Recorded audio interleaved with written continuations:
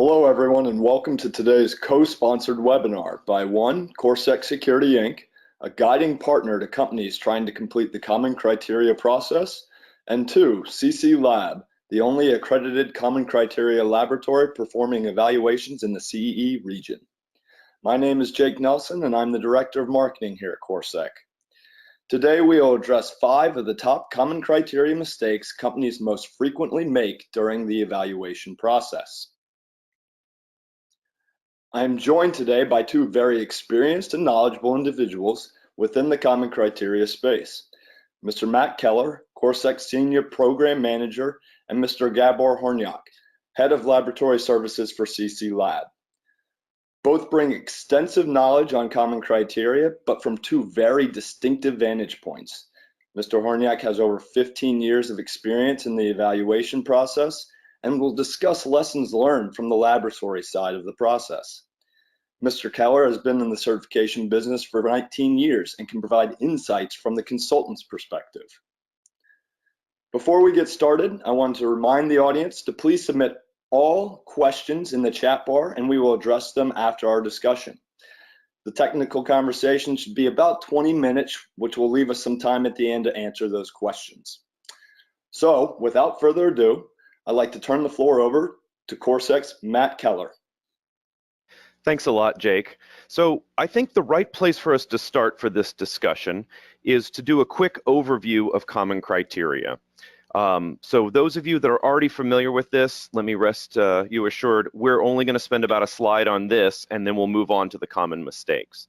So the thing I want to tell you about Common Criteria is that it is a language to specify security requirements and a methodology for testing them that is used internationally. And there's 3 core things I just mentioned in that summary, that it's for security requirements, that it's more of a language of specifying requirements, and that it's international. So first, this standard is for testing security functionality of products, not performance or other metrics. So it's going to focus on the functions your product provides, providing security for itself and for a network at large. Second, it's more of a language for specifying requirements. It's not a set standard where there are 10 things you need to do and the laboratories are just testing those 10 things. The language of Common Criteria allows you to specify things in lots of different ways, in some cases unique to your product, and then it provides a methodology for laboratories to test everything from small little smart cards to huge racks of data storage equipment that takes up multiple rooms of space. And then the third thing is it's an international standard. There are 2 core international agreements that you need to be aware of. There's the CCRA, the Common Criteria Recognition Agreement, which is 28 different countries agreeing to recognize certificates produced by the other 27 nations. Additionally, there's the SOGIS Agreement, primarily focused in Europe, that has 14 different nations all agreeing to mutually recognize certificates issued by those countries. So there is some overlap between those 2 groups, but it is an internationally recognized standard. Now with the basics covered, let's turn our attention to the common mistakes that we have seen over the years. So I want you all to be able to learn from the experiences that we've had in the past. So the first mistake is improper planning and preparation. Evaluations take a significant amount of time and money, and that's why it requires a well thought out plan to ensure that the time and money is put to its best use. So we need to start with why a company is trying to achieve Common Criteria evaluation. And once you understand the real drivers behind why you're trying to achieve this, that will inform the decisions that we're going to make throughout this planning stage. And it's important to start with this plan, again, so we don't end up wasting time and money. So there's a couple core big decisions that we do need to make. We need to think about and look at what scheme or government entity would actually issue the certificate. Remember, with the CCRA, there's 17 or 28 different nations that can issue these certificates. We need to look at protection profiles. And protection profiles are a predefined set of functional requirements for a specific product type. So there may already be a list of functions that you should be tested against for a firewall or an operating system or a VPN. We want to look at what assurance level is the right level to target for your evaluation. What will address your customers' needs? We can vastly overshoot that demand, but we'll spend additional time and effort and money to get to that higher assurance level. So we need to make sure we're choosing the right assurance level for your target. And probably most important to your engineering team, we need to make sure that we pick the right product and the specific product version that should go through this evaluation. Because common criteria is a version-specific certification, a point in time, so it's going to specify the exact version that was tested through this program. And all of these decisions come with trade-offs. So there's trade-offs that impact the time and cost of the overall evaluation. And so we don't want to just rush in and make a bunch of assumptions on, oh, well, I'll use the government scheme that's closest to me, or I'll just use this level of assurance, or I'll just target this product, without really looking at the drivers and making sure that we have a plan that is going to address the real need, the real reason you're pursuing this. I'll also mention, just once we have that detailed plan, we also need to get buy-in from across the organization to make sure that we're addressing the needs of sales, of marketing, and also that the executives in the company are bought in on this. So while we're building that detailed plan, I also want to warn you about mistake number 2. And mistake number 2 is overcomplicating the evaluation.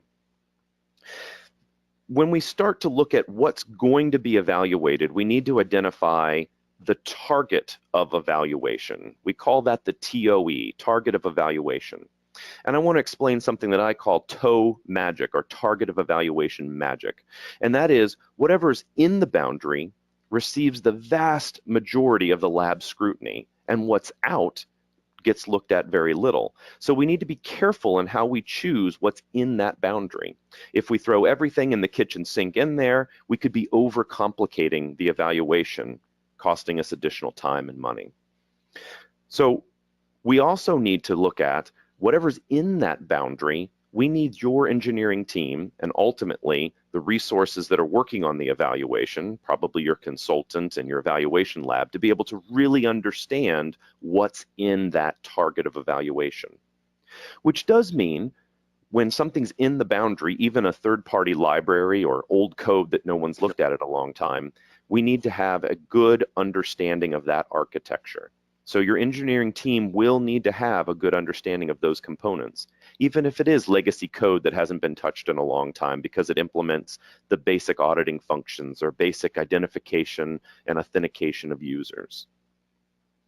And the third major piece of this here with overcomplicating is we want to be careful with what's in, because any component that's in the evaluation could be a source of a vulnerability.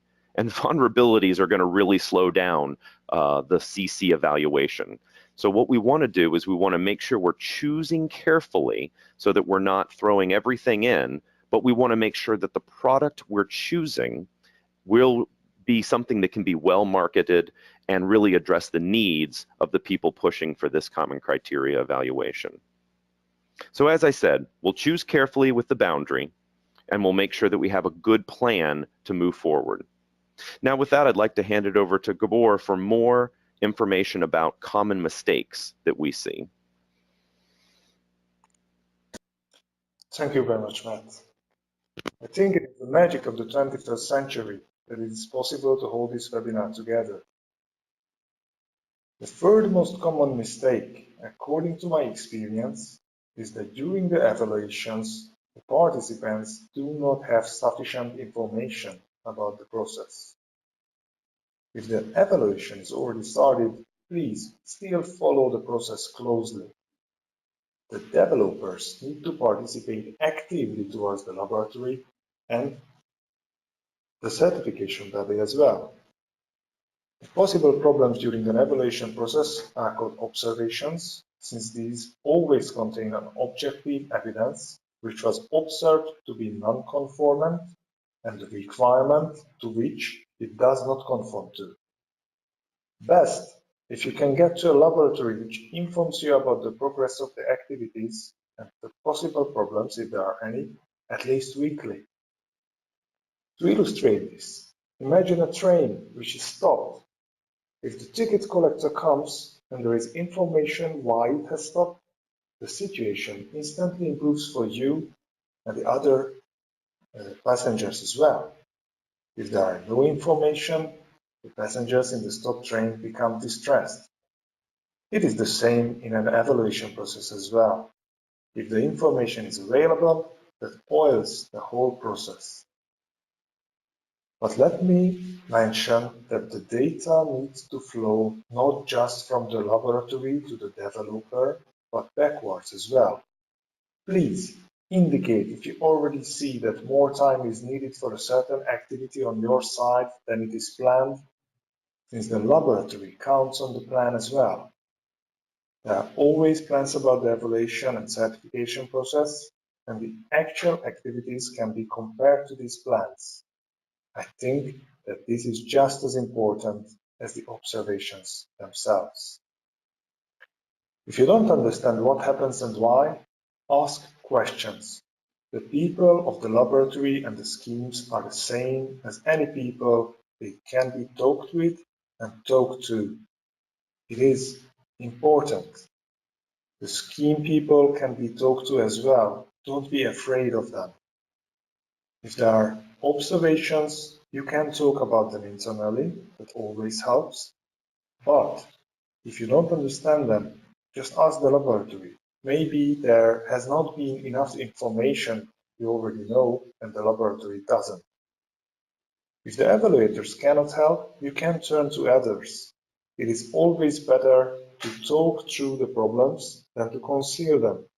Sometimes the evaluators cannot help because of the bias this would cause.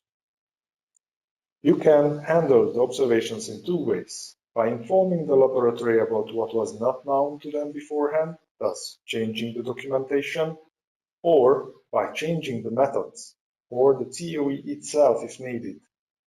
Evaluators, however, cannot help in any ways which advises directly on how to develop the conforming solutions or correct the observed mistakes. In the case of the Italian scheme, other people from the laboratory can actually act as consultants, or you can find a proactive consultant, which can also help you in understanding how the observed problems can be corrected. And this brings me to my next slide about resources.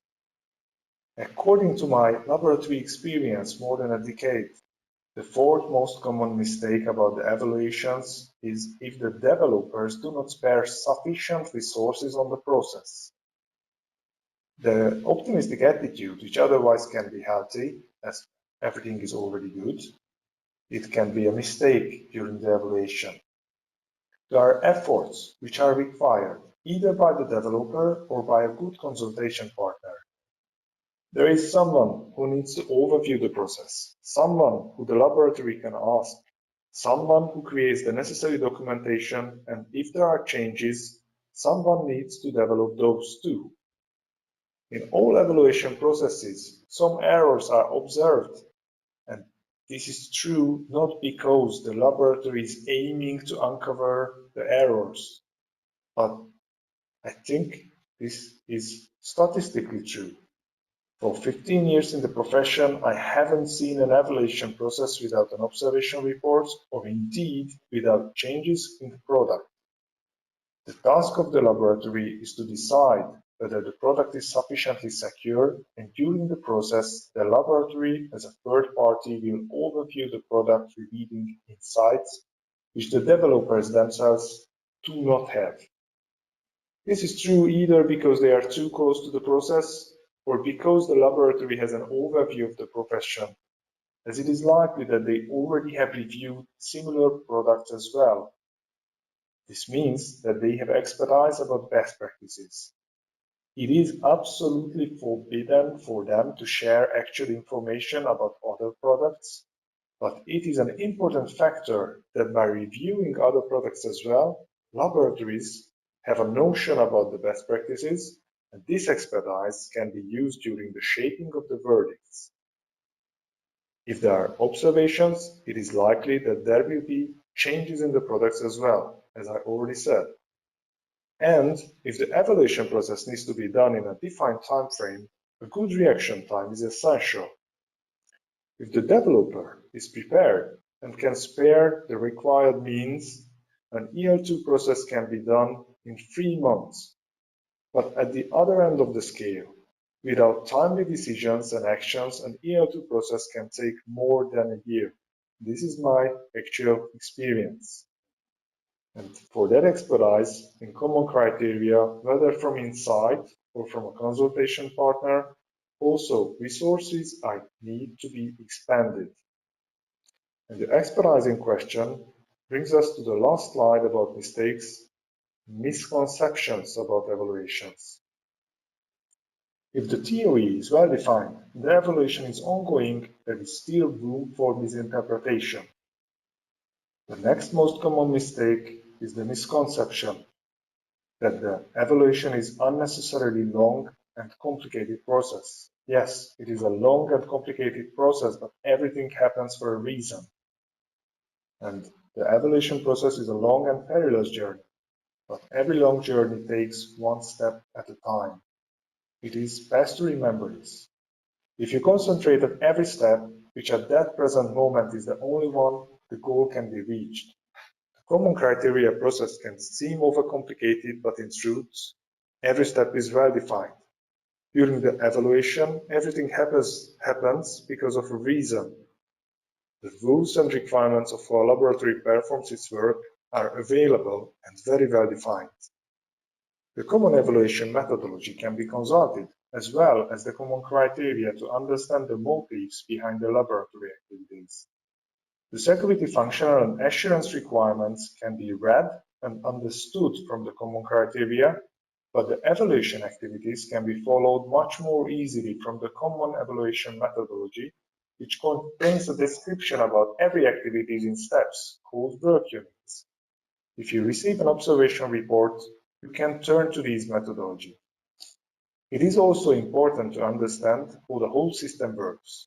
There are objectives behind the requirements and the security problem definition behind the objectives, meaning the threats, policies, and assumptions, which all refer to the assets, as it is the structure of the common criteria. It is put together in a logical way, and by understanding it precisely, the evaluation can be achieved in the previously planned way and time. There are also interpretations which can be found in the CCLab and SOGIS web pages, for example, about the composite evaluation approach behind smart couplet evaluations.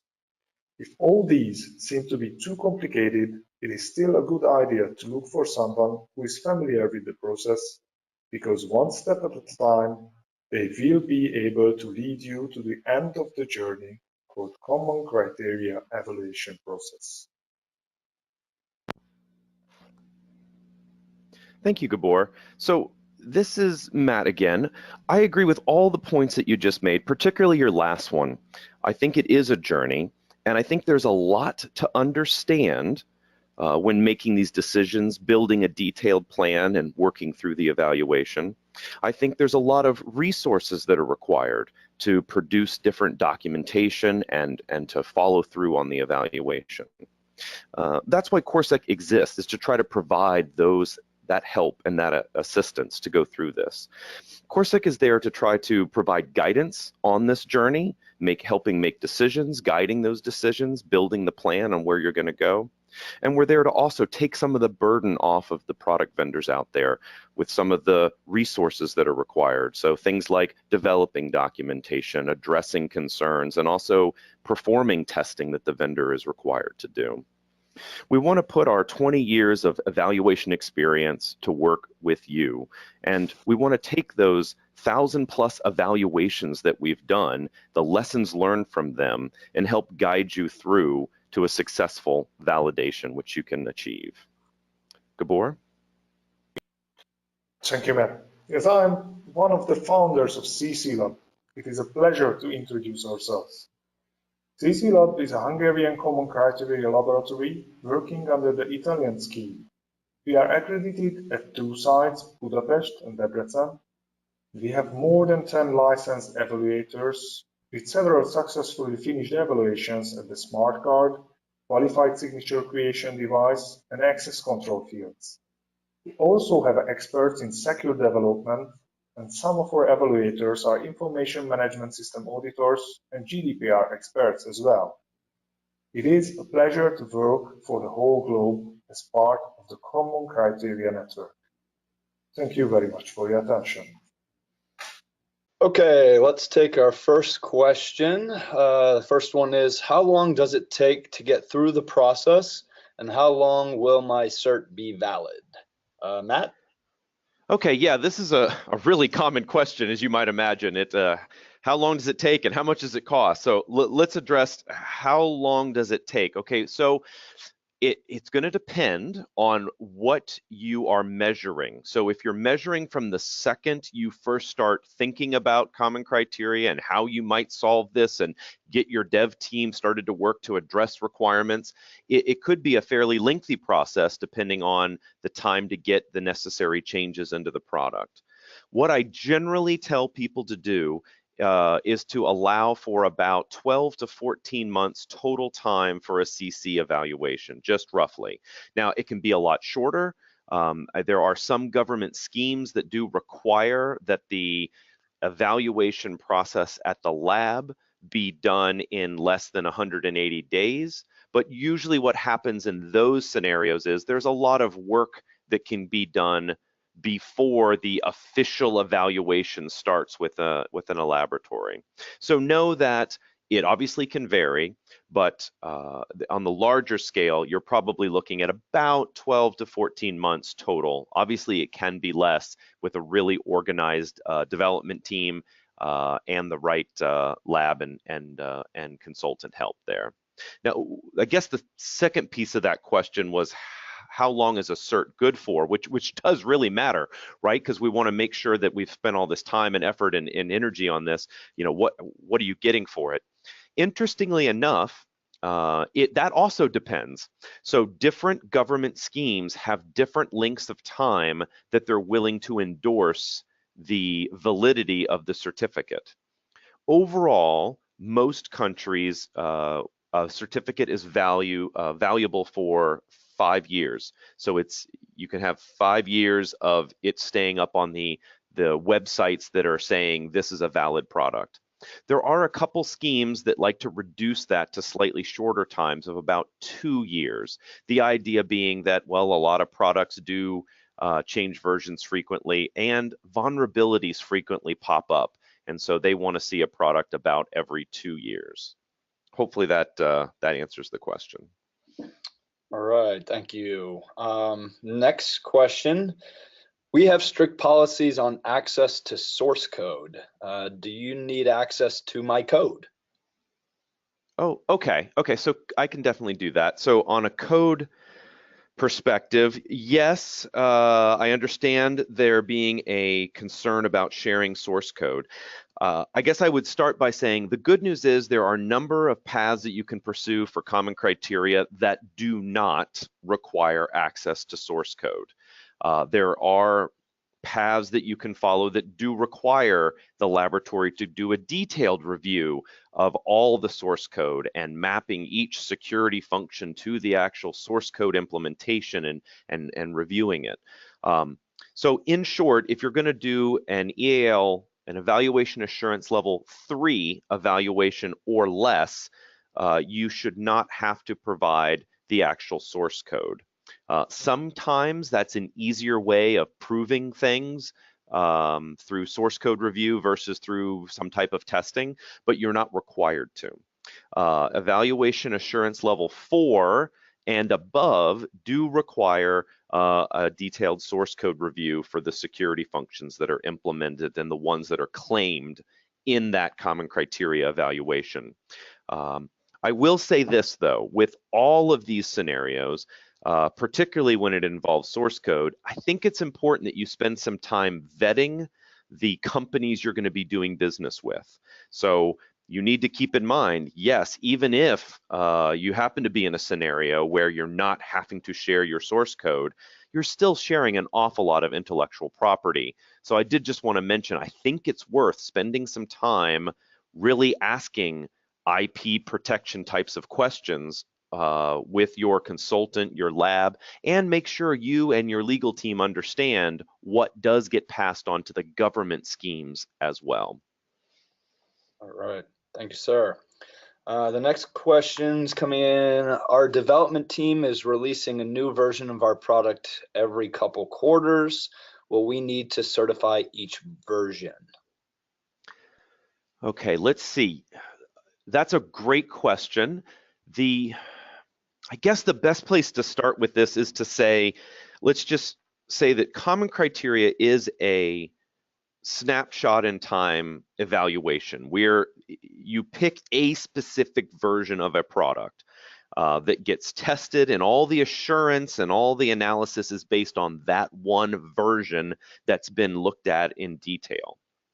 Having said that, I understand, and the government entities even understand, that most product companies don't release a product version once every couple years. In fact, with agile development, a lot of times there's small delta releases and small product updates every couple months, or in some cases monthly.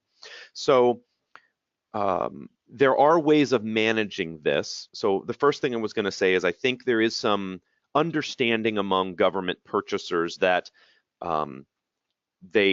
they can choose to stay on the validated product version, the one that got all the scrutiny, or they can talk to the vendor about what is the delta between what got validated and what is being sold now. And a lot of times it's patches and bug fixes and potentially importantly security changes as well. And so I think that a lot of governments are prepared to make that risk-based analysis on choosing the specific validated version versus what is available now. Having said that, there are a number of government agencies that really care about making sure they're running the validated version. And so one of the good things about all of this is that you do have an option to pursue a quicker revalidation depending on the amount of changes that have been made. So if there is a government customer or any purchaser, I guess, that says, no, I really want to make sure that this Delta release small change version is actually the one validated, and they're willing to spend enough money with you, right, to justify this, there is a process where we can do assurance continuity in common criteria. And basically what that is it's where the laboratory and your government scheme is only going to be focused on what were the changes since the last big evaluation. And we can and pursue a process that's much quicker and much less expensive than the initial first evaluation. Okay. Interesting. All right. Let's see. We probably have time for one or two more questions here. The next one, both speakers talked about product testing. What are they actually testing? Oh, that's a good point. I didn't realize we didn't call this out. I did mention, I think, that common criteria is focused on security functionality, but let's be a little bit more clear. At the start of an evaluation, we're going to end up authoring a document called a security target. That security target document includes specific security functions that the product offers that will be tested by the vendor and then tested by the evaluation lab. So we need to show evidence of all of that testing. And it's those security functions similar to auditing requirements or specific things that need to be audited, how you're doing identification, authentication, how the cryptography is implemented, how role management and role escalation is prevented, a number of things like that can be claimed. Another piece I want to mention here is that there is two pieces of this testing, right? It's all on the same functions, but the vendor does have to produce a certain amount of test evidence showing that they've validated these functions, and then the lab goes through and either redoes and then augments that testing, or just augments the testing done by a product vendor. I would be remiss if I didn't just at least mention that that can be burdensome, and so Corsec does have some services that we can provide to write test cases specifically for common criteria testing and then execute them for you. All right, let's see. We're pretty much right up on our time frame here, but let's take one more question. Let's see which one of these is going to apply to most people. Which is better, an EAL or a CPP? Oh, okay. I wish I had a lot more time to answer this one, but let me just say this. An evaluation assurance level evaluation is giving you a specific amount of confidence, or the purchaser sitting around a confidence in the things that were tested. And the EAL tells you how much assurance you should have. There's levels 1 through 7. And so what the person is really asking here is, should I pursue an evaluation that specifically calls out the evaluation assurance level? Or another path is there are these CPPs, collaborative protection profiles, that have been authored by a wide group of people involving multiple government entities, as well as product companies and industry and laboratories, consultants involved in writing these CPPs. And the CPPs don't always or don't include an assurance level specifically. They have a lot of assurances that must be met, but it's more tailored assurance for those functions. And so CPPs are not given a traditional EAL rating. And so all that background to say what's better? Well, honestly, here's the thing, is it depends on which nation you're trying to sell to and which purchasers, what they're interested in. So you're getting assurance both ways, but I did want to call out that if you are, when you're kind of choosing whether to use one of these CPPs or not, you do have to decide where you're heading. And so I think it's important to start with a good plan at the beginning so you know where you're trying to get to. The reason I bring that up specifically is there are choices here that could preclude you from pursuing sales into a specific government entity. A good example of that might be that if you are ultimately trying to sell into the US DoD and you want to be listed on their DoD APL list, you really want to make sure that you've conformed to a CPP instead of just pursuing a normal EAL evaluation, because there are requirements that come in later on when you're trying to achieve that product listing for the DoD. So it really comes down to, is one better or not? No, it really depends on who you're trying to sell to and which groups, right? So there could be lots of different entities you're trying to sell to, and we need to make the best case for hitting most of those entities. I will also just mention that, just real quickly, there is a scenario where you could pursue both at not double the cost, and so that's something you could look at as well. Thank you, Matt. And that's about all the time we have for today. If you do have additional questions, please remember you can always submit them directly to one of the speakers' information on the screen. They'll get back to you. Additionally, we want to thank the participants as well as our speakers. And if you do need additional information, please feel free to visit the websites, cclab.hu as well as corsec.com.